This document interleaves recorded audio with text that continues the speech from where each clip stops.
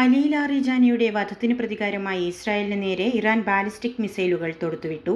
Tell-Aviv, Jerusalem എന്നിവിടങ്ങളിൽ ആക്രമണത്തെ തുടർന്ന് സൈറണുകൾ മുഴങ്ങി. മിക്ക മിസൈലുകളും പ്രതിരോധ സംവിധാനങ്ങൾ തകർത്തതായാണ് വിവരം.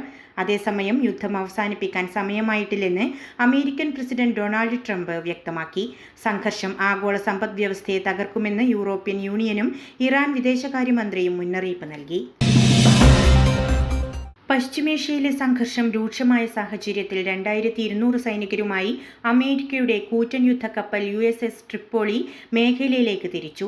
F-35 സ്റ്റെൽത്ത് ഫൈറ്റർ വിമാനങ്ങളും ആധുനിക ആയുധങ്ങളും വഹിക്കുന്ന ഈ കപ്പൽ നിലവിൽ സിംഗപ്പൂർ തീരത്തിന് സമീപമാണ് ഉള്ളത്. കടലിൽ നിന്നും കരയിലേക്ക് നേരിട്ട് ആക്രമണം നടത്താൻ ശേഷിയുള്ള ദ്രുതകർമ്മസേനയാണ് കപ്പലിലുള്ളത്. ഇറാനിലെ ബുഷെഹർ ആണവ നിലയത്തിന് നേരെ മിസൈൽ ആക്രമണമുണ്ടായതായി അന്താരാഷ്ട്ര ആണവോർജ ഏജൻസി സ്ഥിരീകരിച്ചു. നിലയത്തിന് നാശനഷ്ടങ്ങളോ ജീവനക്കാർക്ക് പരിക്കോ സംഭവിച്ചിട്ടില്ല. മെഷർമെന്റ് സർവീസ് കെട്ടിടത്തിന് സമീപമാണ് മിസൈൽ പതിച്ചതെന്ന് റഷ്യൻ സ്ഥാപനമായ റോസാറ്റം അറിയിച്ചു. നിലവിൽ റേഡിയേഷൻ ഭീഷണിയില്ലെന്നും വലിയൊരു ദുരന്തം ഒഴിവായതായും അധികൃതർ വ്യക്തമാക്കി.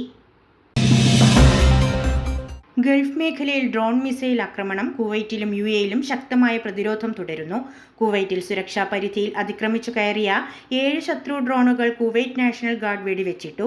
UAEയിൽ ഇറാൻ വിക്ഷേപിച്ച 10 ബാലിസ്റ്റിക് മിസൈലുകളെയും 45 ഡ്രോണുകളെയും UAE പ്രതിരോധ സേന തകർത്തു.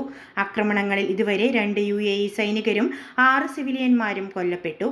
ഇന്ത്യക്കാരടക്കം വിവിധ രാജ്യക്കാരായ 157 പേർക്ക് പരിക്കേറ്റിട്ടുണ്ട്. ബഹ്റിനിൽ ഇന്ന് ഭാഗികമായി മേഘാവൃതമായ കാലാവസ്ഥയും ഒറ്റപ്പെട്ട മഴയുമുണ്ടാകുമെന്ന് കാലാവസ്ഥാ നിരീക്ഷണ കേന്ദ്രം അറിയിച്ചു. പകൽ സമയത്ത് നേരിയ മഴ പ്രതീക്ഷിക്കാമെങ്കിലും വൈകുന്നേരത്തോടെ ആകാശം തെളിയുകയും കാലാവസ്ഥ മെച്ചപ്പെടുകയും ചെയ്യും. ഇന്നത്തെ പരമാവധി താപനില 27 ഡിഗ്രി സെൽഷ്യസും കുറഞ്ഞ താപനില 20 ഡിഗ്രി സെൽഷ്യസുമായിരിക്കും.